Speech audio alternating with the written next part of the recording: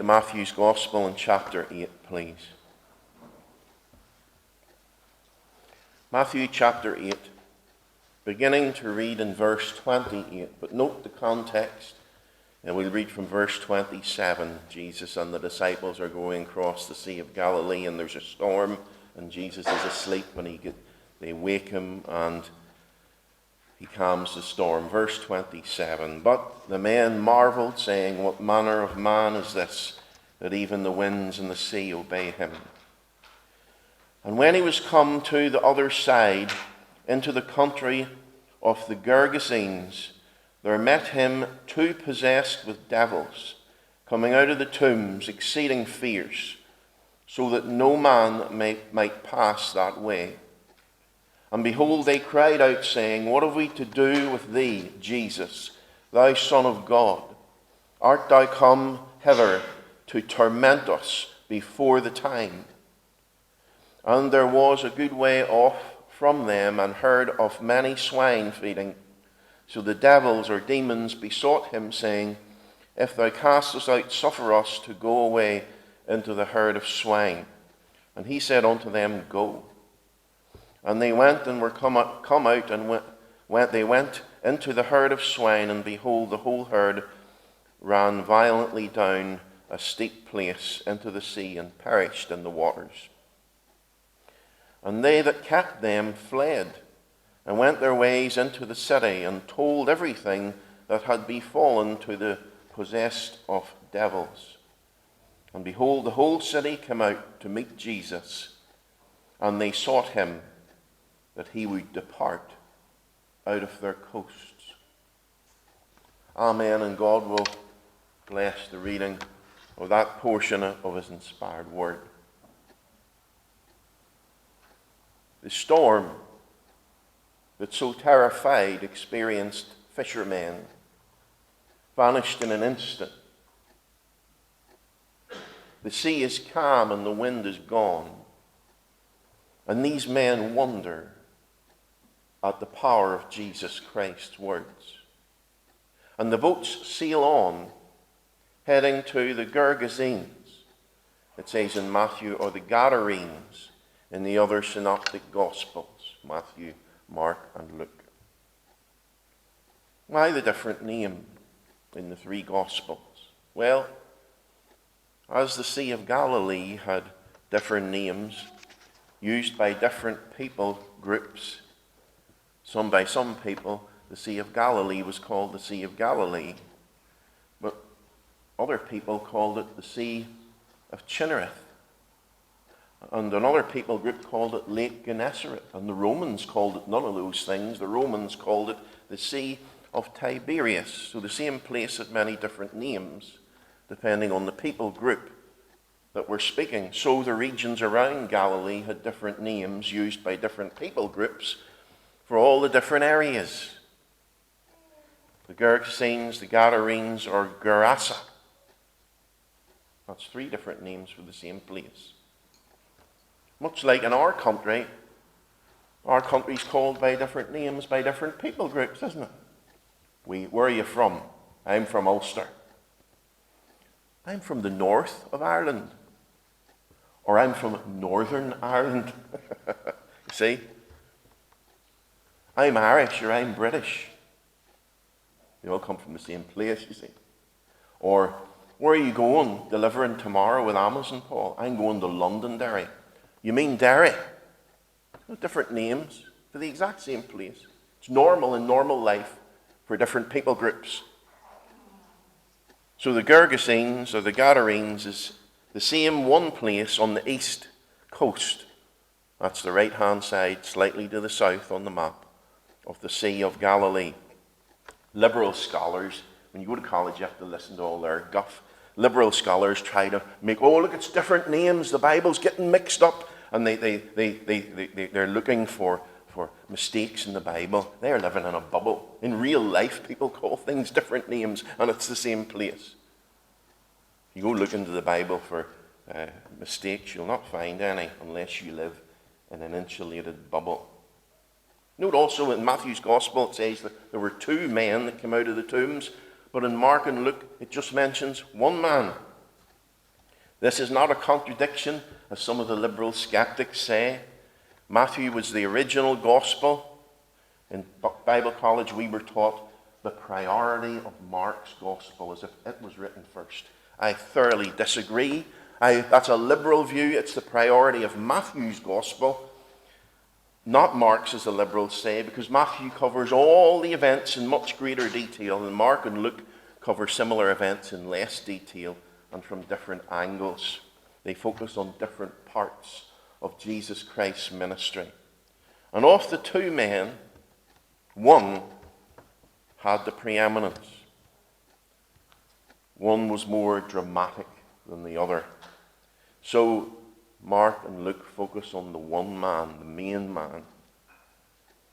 In other areas, Mark or Luke give more detail than Matthew and so on, and yet here Matthew gives more detail as it's longer. So two men come out of the tombs. There's no contradiction, because two men obviously includes one man, doesn't it?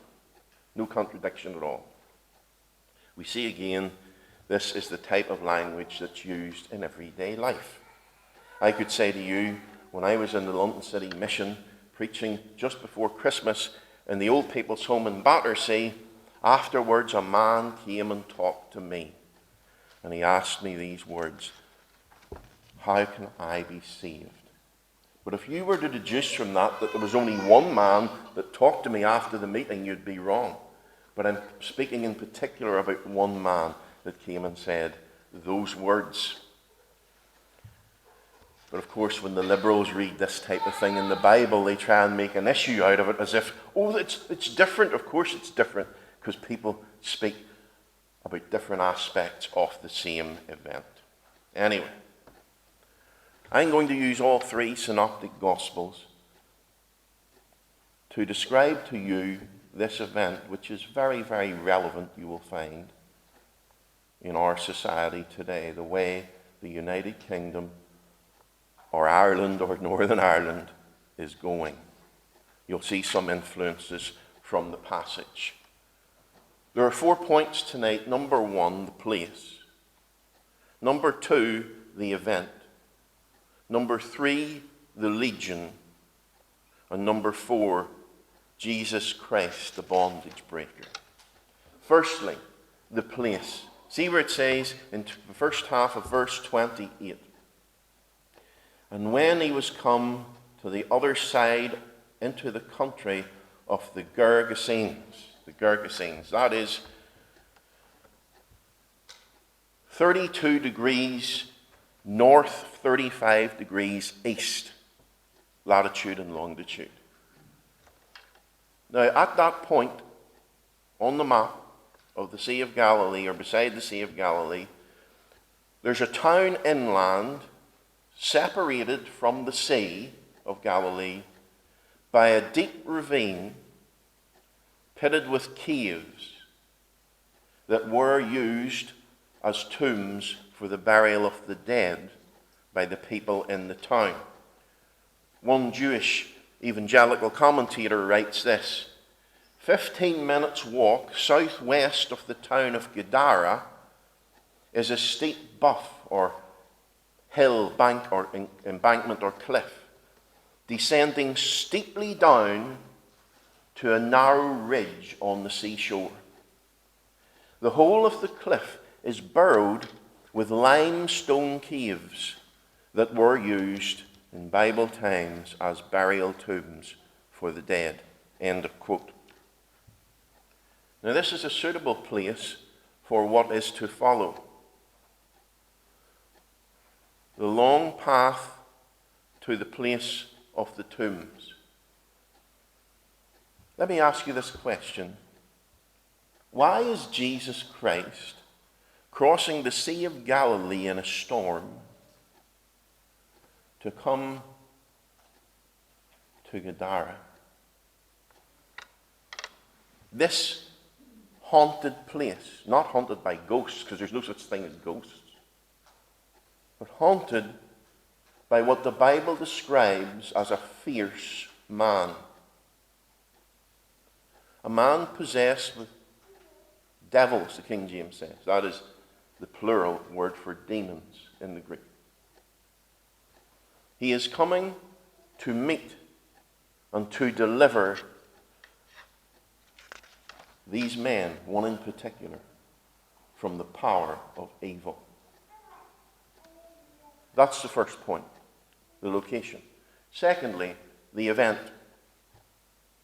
Now, I'm going to tell you this as a story. And picture it. Put yourself in the position of one of the disciples on the boat. Or the two boats, wherever many there were. Two probably. Picture it, live it. Pretend you're one of his followers.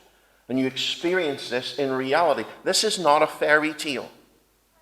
This is not nice and neat. This is real life being described right here.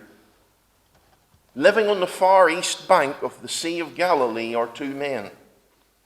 And according to Luke's Gospel, chapter 8 and verse 27, these men had been possessed of demons for a long time. We know that because in the past, one of these men, the one that says, I am legion, for we are many, used to live in the town, because it tells us that in Luke's Gospel, chapter 8, verse 27. He used to live in the town. But now, where does he live? He lives in the tombs. Mark 5, verse 3, he lives among the dead. In the graveyard. Now this demoniac, as commentators call him, was a man of reputation over a very long time. Because the Bible tells us he was fierce. Matthew chapter 8 verse 20, it says, no man passes that way anymore. People were afraid to take this path. They didn't go that way anymore to the tombs. The town authorities, the Bible tells us, had tried to capture and imprison this man, but they had failed. He was bound often with chains and fetters, which he broke and smashed asunder. Neither could any man tame him. Mark 5, verses 3 and 4. It tells us he was naked. Because later on, when the Lord sent Legion away, both Mark and Luke emphasize that the man was sitting clothed and in his right mind. So, this man is a wild beast of a man, and it tells us in the parallel passages that always, day and night, he's crying out loud, shouting and roaring in the caves of the hills, and cutting himself with stones. Mark 5, verse 5. Imagine that. Imagine coming to the place where this man was living among the dead in the darkness. Fierce, great supernatural strength that you can break chains. Naked, cutting himself with stones, howling and bellowing day and night. That's the way it's described in the caves, so much so that no one passed that way anymore in fear. Well, Jesus commands the boats to the beach right there. They just sailed through the storm, and Jesus calms the storm and he tells the boats to beach at these caves at the cliffs at Gadara. And Jesus steps out of the boat onto the shore. And from the hills, from the caves, Luke's Gospel chapter 8 verse 28, come the men. And it says in Luke 8:28, they cried with a loud voice. They were shouting and roaring. And Mark 5:6 says, when they saw Jesus, they ran towards him. How would you react? This naked, fierce, savage man, howling, blood on his body, running from the caves towards you. Back in the boats, man. That's haul anchor and let's get out of here. That's the normal reaction, isn't it? Not Jesus' reaction. He waits for them. He stands on the shore and he waits for them. And they come running down from the tombs to the shore to Jesus. And it says in Luke's Gospel, chapter 8 and verse 28, he cried out with a loud voice and fell down before him. Mark says in verse 6 of chapter 5, he ran and worshipped him. You know, the word for worship in the Bible, I did a study on this in Bible college. You know what it means? It means 4 or 5 different things, and they're all interchangeable. One of the main meanings of worship is to kiss towards or bow towards. That's what it's saying when he came and worshipped. He came and bowed down before the Lord Jesus Christ. Let me read to you what happens next. We'll start at Luke, will we? Luke 8, verse 28.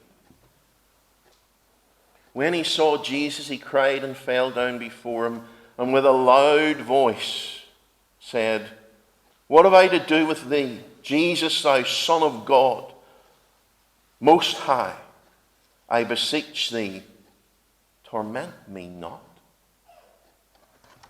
Mark's Gospel, chapter 5, verse 6.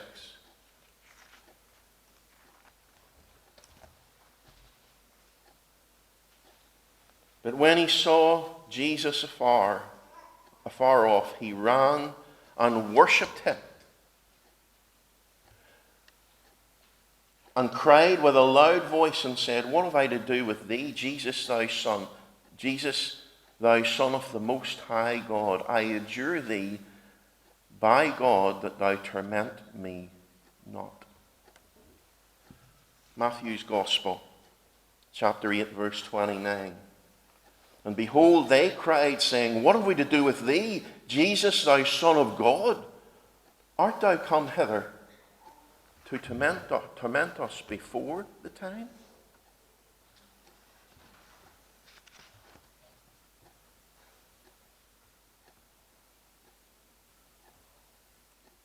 Jesus didn't answer that question, or those questions.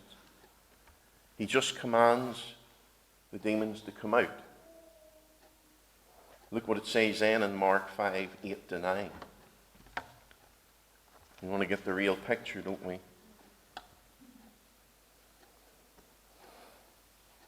For he had said, come out of the man, thou unclean spirit. And he asked him, what is thy name? And he answered, saying, my name is Legion, for we are many. Legion. The man said, my name is Legion, for we are many. The mix-up in the pronouns is always demonic. That has some relevance, is what's being taught in schools today. A legion, for we are many. This man was possessed by many.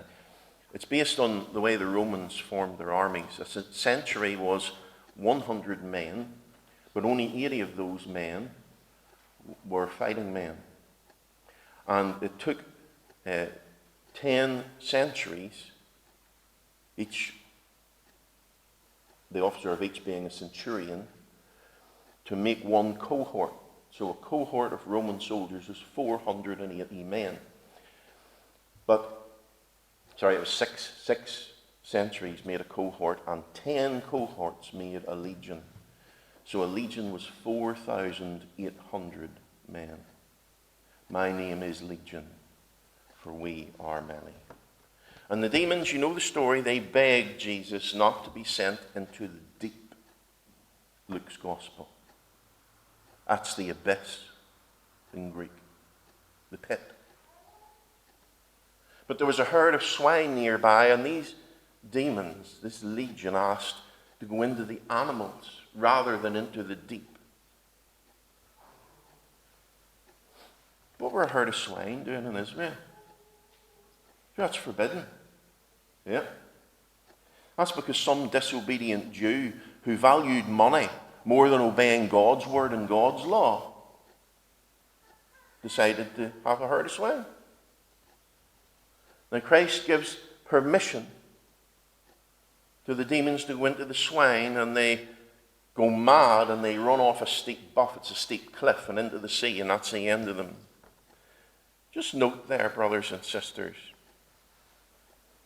demons would prefer even to possess an animal, and it drives the animal mad, rather than have no host at all. And the men are freed from demonic power, and they sit down clothed and in their right mind with Jesus. Third point. What are the lessons from this? Or what can we deduce from this? What are the signs of the activity of the forces of evil, demons, either possession or influence, from the Bible? I would think this is one of the greatest neglected subjects in evangelical churches today. Because we believe that the devil was cast from heaven. He was the anointed cherub that covered. Why art thou fallen from heaven, O Lucifer, son of the morning? And it describes it in Revelation as the great dragon made war in heaven against Michael and the archangel, and he was cast out. And his tail drew a third of the stars of heaven with him. The stars in Revelation are always angels. So demons are fallen angels. And if you believe in the angels of God, you must also believe in the demons, which are the fallen angels, some of which are so powerful that they're reserved in chains of darkness unto the great day of judgment. 3 of them are chained in the river Euphrates, it says, to be released as one of the curses on this planet near the end.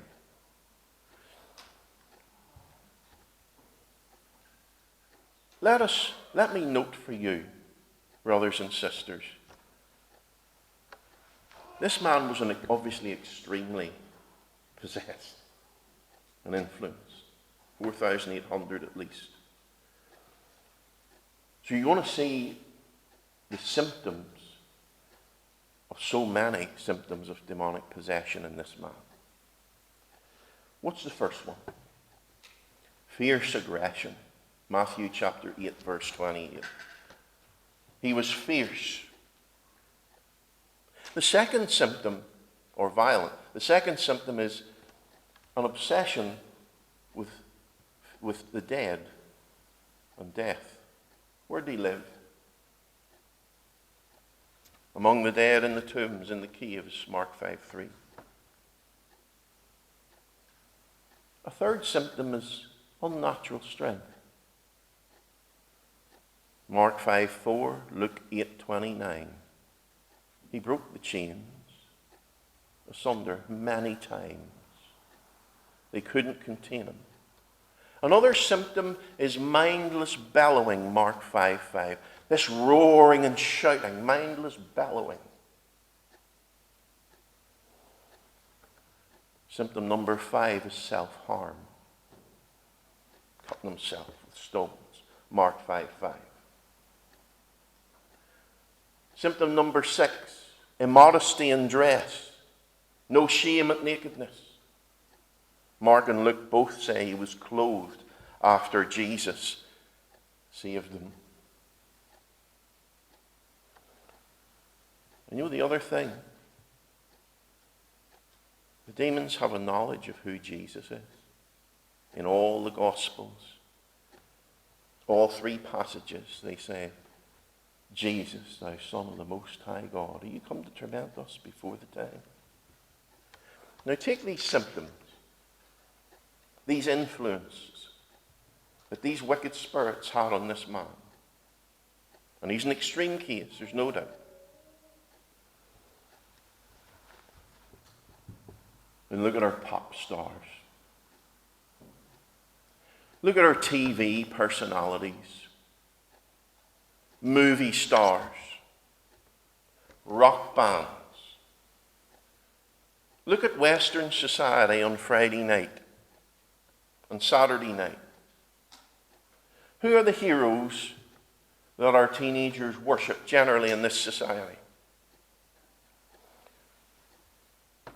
Those that are fiercely aggressive,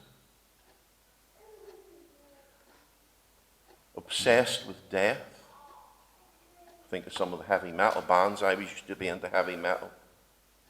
The obsession with death and skull tattoos. The mindless bellowing. They call it music in the shops and malls. It's mindless bellowing. Don't even make sense. Self-harm. Self-harm. How many people self-harm? In modern educated society. I was in the London City Mission for 1 year, and there were 30 young people, all under the age of 30, in one building, girls' dorm, boys' dorm. All Christians, there to evangelize in London. Out of 30 believers, how many people self-harmed? 5. I talked to them all. They came to me for counseling. This is believers. Immodesty and dress.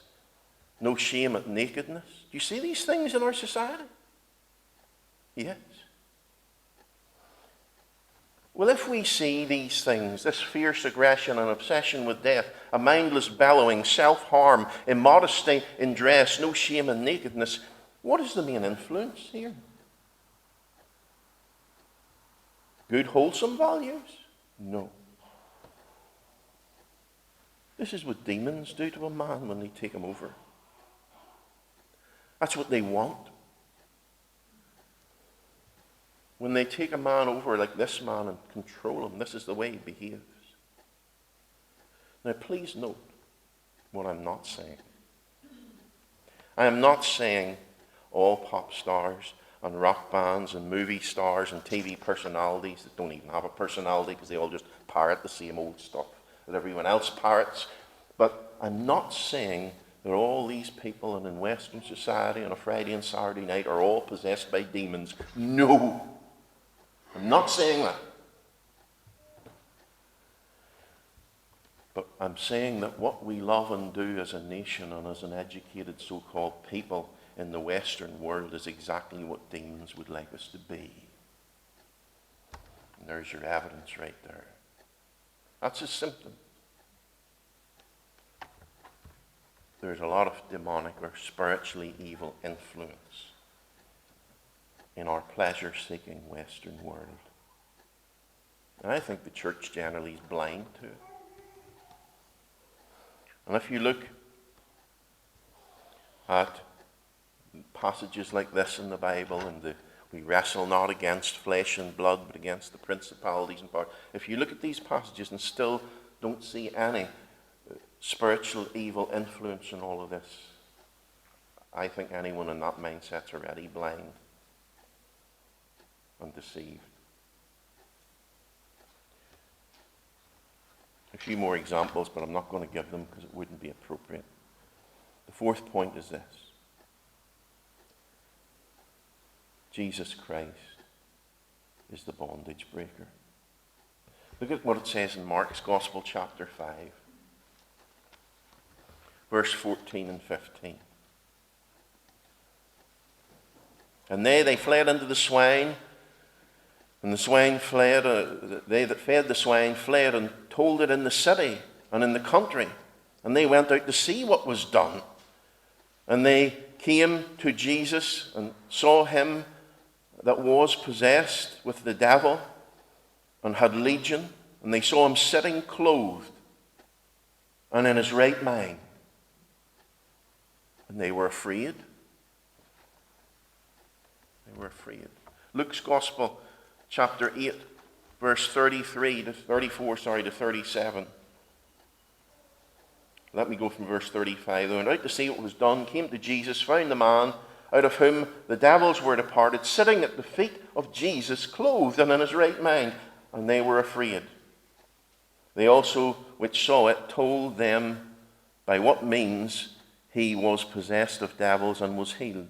And the whole multitude besought the Lord, it says in verse 37, to go away. Go. Jesus breaks the power of sin, the power of evil, and sets those that are bound by sin free. we learn a number of lessons here. Number one, Jesus Christ set these men free. He put the demons out. He just said, go. Because Jesus breaks the bondage that sin brings us into. He breaks any kind of bondage, whether it's our own sinful nature or demonic influence. And he sets us free. We also learn that demons know who Jesus is, Son of God, Son of the Most High. They know that. They also know, thirdly, that their time of torment is coming. Are you here to torment us before our time? Demons know there's a hell. They know there's an abyss. They know there's a great deep. And they fear it, and they don't want to go there. It's only foolish men and women that don't know that. The devils, James says, the demons, plural, they believe and tremble. It's only men that don't tremble. We learn, fourthly, that Jesus Christ completely saves a man or a woman when they come running to him. This man who was legion, who people feared for many years, look at his life. We read here he's sitting clothed and in his right mind. And if it read on, you'd find he says to Jesus, I want to become a disciple. Take me with you. Jesus saves completely. No matter what our sin, no matter what our bondage. We also learn, lastly, under this last point, that Jesus Christ's saving power is not wanted by fools. It's fools that tell him, leave our country. They saw this man who they had feared,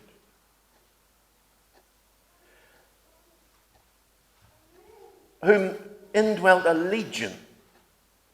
They saw him changed and clothed in his sound mind, and now they're afraid when he's better. And they asked Jesus to leave. What foolishness. What absolute folly. They'd rather have him howling and fierce than clothed and sitting in sound mind. Because they don't want Jesus to set people free.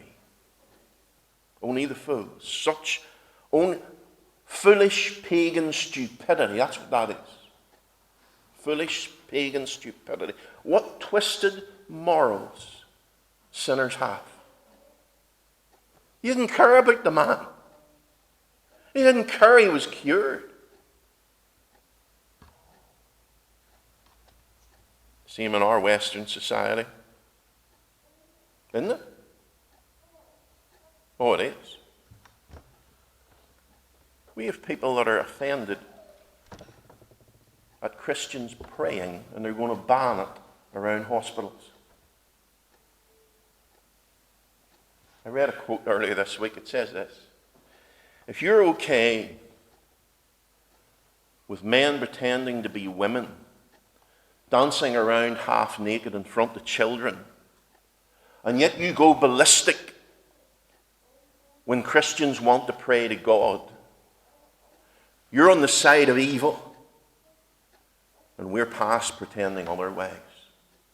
And that's right.